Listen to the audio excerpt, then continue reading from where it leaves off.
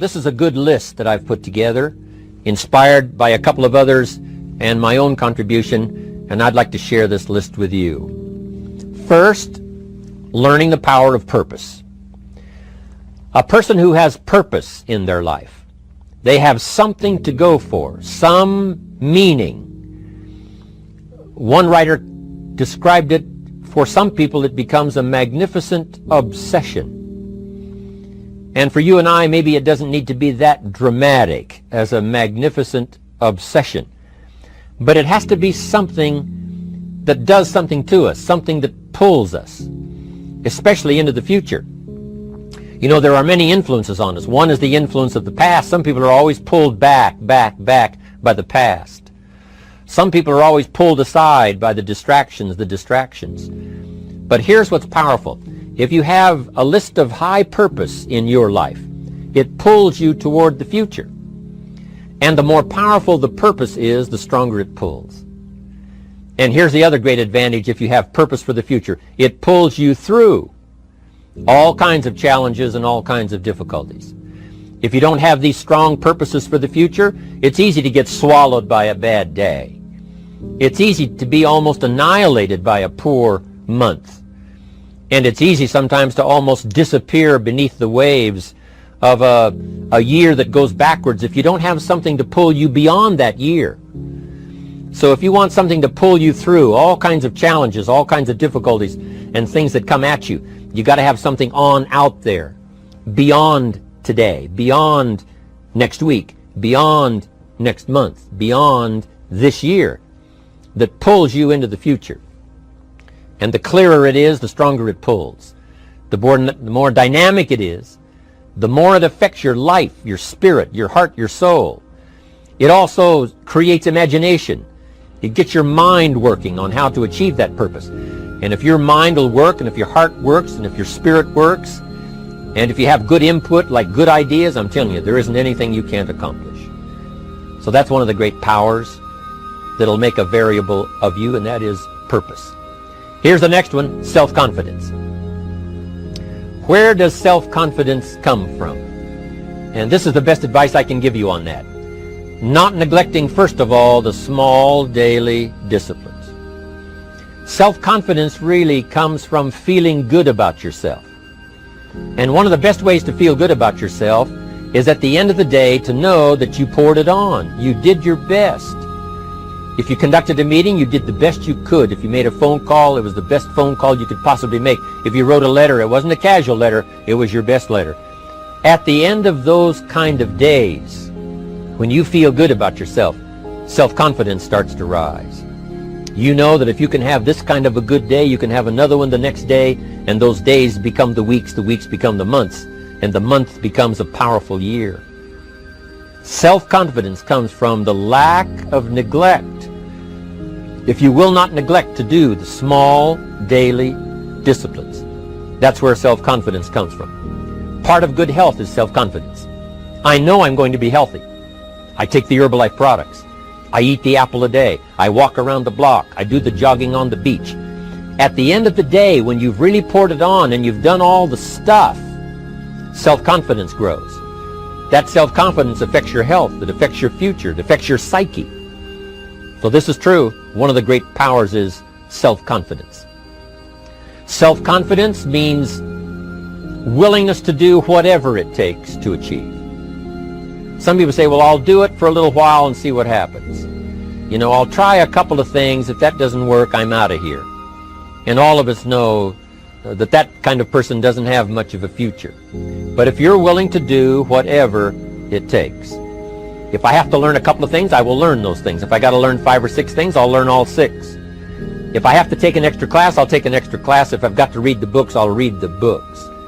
If I have to consult with people who know more than I know, I will do the necessary consulting. Whatever it takes, I will do. That starts to develop unbelievable self-confidence. Self-confidence also comes from the ability to rise above your circumstances. To rise above what happens, the petty little things, the discouraging things that would sink everyone else's ship except yours, that would cause someone else to quit early in the day, but you keep going. that kind of willingness to overcome all circumstances, whether it's the little challenges or the big challenges. If you're willing to do that, I promise you, this kind of power will work for you, and in you, the variable, it'll make a difference. The third on the list I had was enthusiasm. And here's what I wrote about enthusiasm. Enthusiasm that's powerful is mostly enthusiasm that is enthusiasm inside, 90%, 10% outside. We all know what the enthusiasm is like when somebody lets us see their enthusiasm, which is like the 90%, and only 10% of it is inside. But the enthusiasm that really affects people is not just being loud, but the enthusiasm that runs deep, the enthusiasm that comes from deep inside, created by self-confidence, created by purpose, created by genuine willingness to help other people. That kind of enthusiasm, knowing that you're going to get the job done, knowing you're going to affect people, knowing you're going to have testimonials flowing in from all kinds of directions. That kind of enthusiasm. A lot of it is quiet. A lot of it is unheard. And the 10% that's heard, it rings a bell. People call it genuine enthusiasm because they know that what you say in the outward display of your enthusiasm is only a small tip of the iceberg of the enthusiasm you feel inside that really motivates you to do the best job you can. Next on my list to help you become the powerful variable is expertise. Wanting to excel in all of the skills and settling for nothing less than an outstanding performance. If you're willing to be the best in your field, if you're willing to demand of yourself excellence in skills, to be the best that you can possibly be, in the training, do the best you possibly can. In doing a workshop, do the best you possibly can. Developing the skills of using your personality, developing the skills of language, developing the skills of influence, developing the skills of organizing. If you're willing to be an expert in all of the skills, Herbalife has the way for you to invest those skills and not only make a handsome living, not only make a lot of money, but if you would so desire and if it would be your purpose, a chance to make your fortune. Expertise, excellence in skills. Here was the next one on my list, making a powerful contribution to you, the variable, and that is preparation. Well prepared. And preparation, of course, involves a whole lot of things. A big share of our life is preparing, getting ready. When we go to the first grade in school, we're just preparing for the second grade. After we've finished 2 grades, the 2 grades prepare us for number 3. Sometimes it seems like a long, excruciating time. And the time will just seem like it'll never come when we can finally have the performance that we really want. But it takes time to prepare. It takes time to get ready. And the decisions you make in the preparation time, those are the decisions that last for a lifetime. Preparing to have a good day. It's that preparing, maybe the night before, maybe the couple of days before the day that you're going to put everything together. The preparation for a meeting means that you've taken it serious. The preparation for doing a workshop means you're serious about the workshop. You want to make the best contribution. That kind of preparation is important. But here's preparation that's very vital, and that is to prepare yourself for success. Life seemingly does not wish to waste success on the unprepared. Life says, why waste a fortune on this person? They're not prepared to do the right things with it. They're not prepared to use it wisely. If a fortune was bestowed upon this unprepared person, it would probably be wasted. The people that could have been touched won't be touched. What could have been done won't be done because this fortune will have been wasted on the unprepared person. So not only look for fortune, not only look for the promise, but prepare yourself and ask of yourself, what can I do to make myself ready? Because remember, life was designed not to give us what we want, not to give us what we need, but life was designed to give us what we deserve. Every value in life must be paid for, and those that pay are the ones that get it. It says those that give receive. Someone says, I wish to receive, I wish to receive. You don't have to concentrate on receiving. Just become a good giver. It says those that search will find. Someone says, well, I need to find some good ideas to help change my life for the future. Then to find good ideas, that doesn't come because you need them. It comes because you search for them. If you want good ideas, you got to go after them. You got to go to the class, you got to go to the workshop, you got to go to the training, go to the book, right? You got to go to the journal, right? Go where good ideas are being taught. Go searching, go looking, because good ideas are not going to be wasted on those that are not seeking, searching, well prepared. So, prepare yourself to be ready for fortune when it comes, to be ready for challenge when it comes, to be ready for opportunity when it comes. Opportunity comes along and passes by the person that is not well prepared. I want to prepare myself this year for next year. Yes, I wish to be effective this year, but I'm also thinking of ways, how could I be better? How could my ideas be more powerful? How could they be sharper, more clear? How could I reach some people next year that I perhaps can't reach this year? I haven't reached deep enough into my own soul to affect some people. Some people just pass by and say, hey, what a good speech. But how could I make it stronger than that, deeper than that, more powerful than that? I cannot be as powerful as I could be next year. You know, you can't go to the 10th grade in the 5th grade. You just got to go through the grades. But the more you are prepared, when the 10th grade finally comes, now you can cash in and get 2 times, 3 times, 5 times more value from it by being prepared. I want to do my best this year for Herbalife, but I also want to get ready for next year, 1999. And then when the year 2000 comes at the turn of the century, I want to be well equipped by language, by instinct, by temperament, by personality, by influence, to really be valuable the year 2000, 2001, 2, 3, 4, 5. That's my goal. I'm sure it's your goal. Now here's the next one. There's great power in self-reliance. Self-reliance means you simply look mostly to yourself. It would be nice if someone just gave you this, gave you this, gave you this. It would be nice if everyone did their job exactly as they're supposed to do it. But here's what you've got to do. Primarily rely on yourself.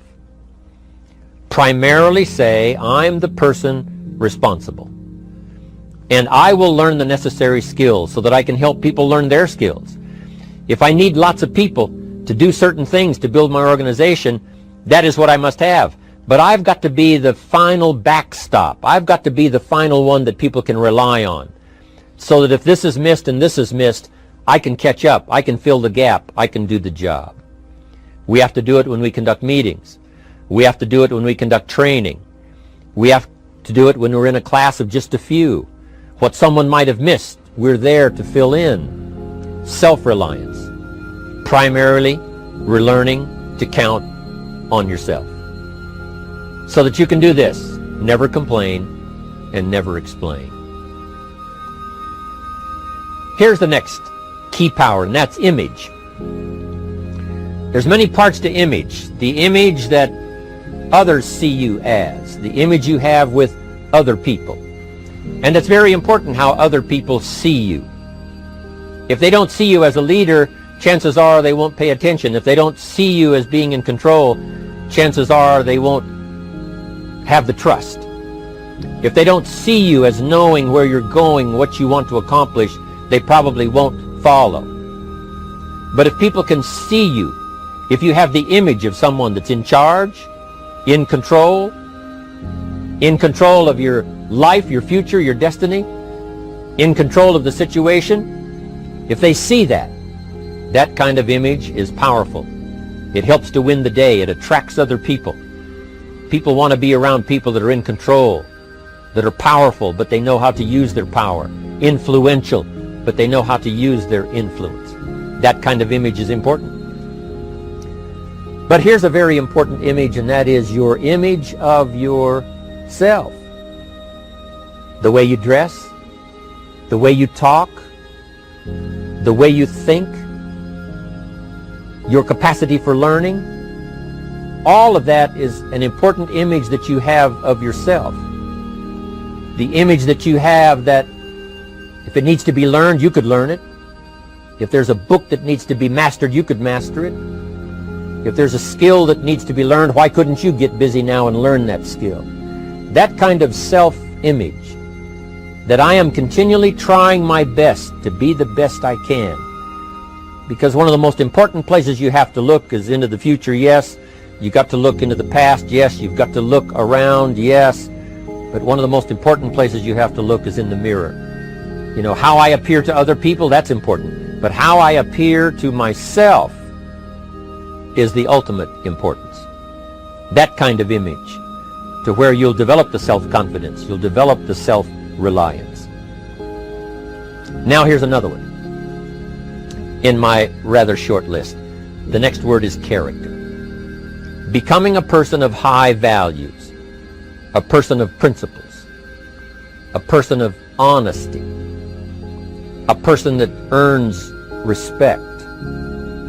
That kind of character. It took character when Mark started to put the marketing system together. How can we have a system that will build in the integrity, that people will know that if this happens, then this will happen, and if this goes wrong, here's the way to fix it? Unless you have the principles and the character and the integrity to put together a viable plan for a wide variety of people, then the system is not going to last very long. And I've been around long enough, and I'm sure you have been around long enough to see a lot of systems that got started, but they failed. And the reason is because they were not constructed with integrity. They were not constructed with character. They were not constructed with doing the right thing. They might have been constructed to take advantage. You know, cash it out as quickly as possible and leave.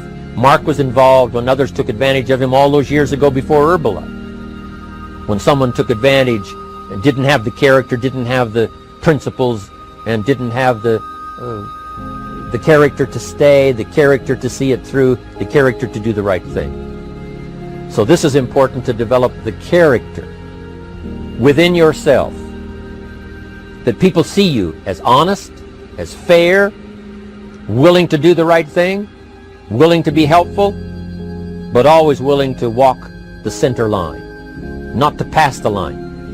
When we come to an opportunity like Herbalife, especially multi-level network marketing, it is so dynamic, it is so powerful, and it is so possible in fortune making that sometimes people want to speed up the process by cutting the corners, by neglecting to do the right things, you know, to cheat a little here, you know, cross the line just a little bit, because then, you know, it'll grow faster and you can cash in quicker.